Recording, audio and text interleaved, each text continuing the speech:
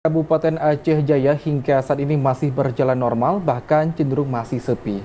Sepinya aktivitas warga di daerah itu mengingat masih banyak yang berlebaran di kampung masing-masing.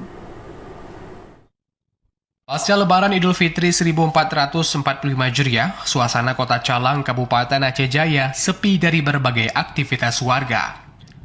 Sepinya aktivitas warga juga mempengaruhi aktivitas perdagangan di pasar tradisional dan jual beli lainnya. Untuk aktivitas penjualan, hanya terlihat beberapa toko saja yang membuka usahanya. Hal itu mengingat belum banyak yang membeli dan juga tidak adanya pasokan barang dari luar, sehingga banyak pertokoan di daerah ini menutup usahanya.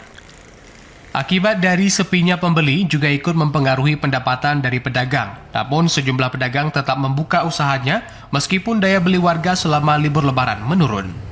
Salah seorang pedagang, Taufik, menjelaskan selama lebaran dirinya menjual barang sisa dari Ramadan yang lalu karena untuk saat ini belum ada pihak penyalur yang menjualnya sehingga juga ikut mempengaruhi daya beli warga. Pasca lebaran mungkin kalau kita dari Calang ini kan pemasok barang mungkin dari bandar, dari Melabu masih belum normal lebih karena mungkin mobil pun belum masuk.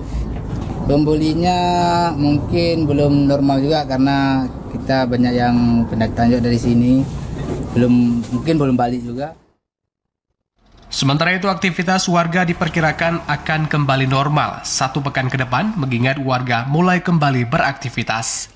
Dari Aceh Jaya, Musliadi, TV Aceh melaporkan.